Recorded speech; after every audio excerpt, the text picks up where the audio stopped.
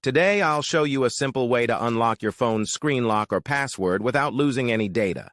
The best part? It's free and easy, even if you're not a tech expert. Just follow these steps, and you'll be able to unlock any phone hassle-free. Let's get started. You can unlock your phone's screen lock or password using a special code. You will need to press on emergency call, and then you must enter a code. This code is unique to each type of phone and is provided by the phone manufacturer. In this video, we're using a code that works specifically for the type of phone we're demonstrating. Here's how you can get the code. Visit this website that provides unlock codes for free using a unique method. And that's it.